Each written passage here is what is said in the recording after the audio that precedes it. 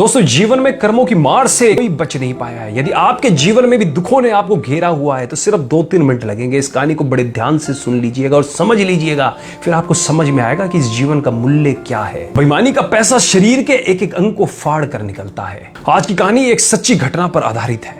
रमेश चंद्र, जो पंजाब के खन्ना नामक शहर में एक मेडिकल स्टोर चलाते थे, उन्होंने अपने जीवन का एक पृष्ठ खोलकर सुनाया जो दर्शकों की आंखें भी खोल सकता है और शायद उस पाप से जिसमें वह भागीदार बना उससे भी बचा जा सकता है। रमेश चंद्र का मेडिकल स्टोर, जो कि अपने स्थान के कारण काफी पुराना और अच्छी स्थिति में था, लेकिन जैसे ही कहा जाता है कि धन एक व्यक्ति के दिमाग को भ्रष्ट कर देता है, और यही बात रमेश चंद्र जी के साथ भी घटित हुई।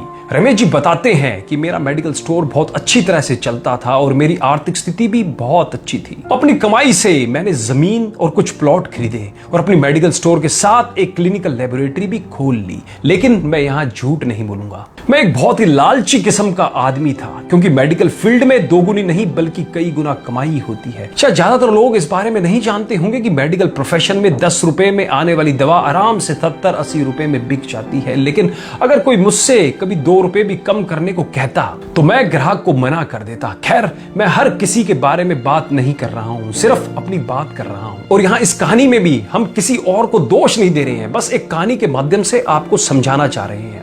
वर्ष 2008 में गर्मी के दिनों में एक बूढ़ा व्यक्ति मेरे स्टोर में आया।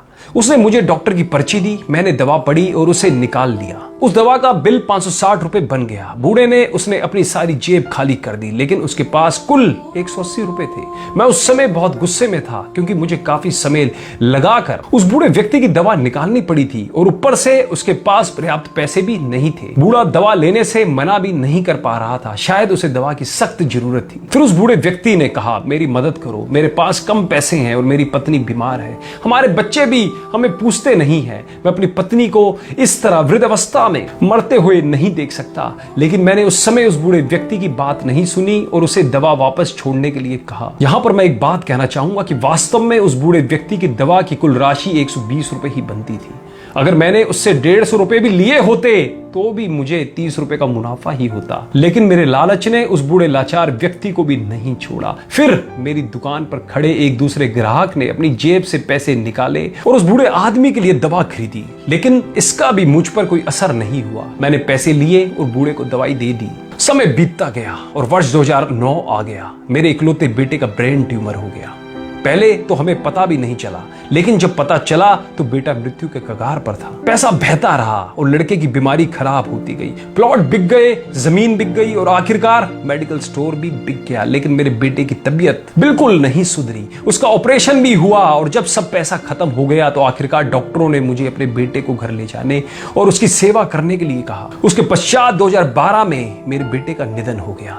मैं जीवन भर कमाने के बाद भी उसे बचा नहीं सका। 2015 में मुझे भी लकवा मार गया और मुझे चोट भी लग गई। आज जब मेरी दवा आती है तो उन दवाओं पर खर्च किया गया पैसा मुझे काटता है, क्योंकि मैं उन दवाओं की वास्तविक कीमत को जानता हूं। एक दिन में कुछ दवाई लेने के लिए मेडिकल स्टोर पर गया और 100 रुपए का इंजेक्शन मुझे 700 रुपए में दिया गया। लेकिन उस समय मेरी जेब में 500 रुपए ही थे और इंजेक्शन के बिना ही मुझे मेडिकल स्टोर से वापस आना पड़ा। उस समय मुझे उस बूढ़े व्यक्ति की बहुत याद आई और मैं घर चला गया। मैं लोगों से कहना चाहता हूं कि ठीक है कि हम सभी कमाने के लिए बैठे हैं, क्योंकि हर किसी के पास एक पेट है, लेकिन वैध तरीके से कमाएं, ईमानदारी से कमाएं। गरीब लाचारों को लूट कर कमाई करना अच्छी बात नहीं है, क्योंकि नर्क और स्वर्ग केवल इस धरती पर ही है, कहीं और नहीं है। और आज मैं नरक भुगत रहा हूं। पैसा हमेशा मदद नहीं करता, हमेशा ईश्वर के भय से चलो, उसका नियम अटल है, क्योंकि कई बार एक छोटा सा लालच भी हमें बहुत बड़े दुख में धकेल सकता है। जीवन शतरंज के खेल की तरह है और यह खेल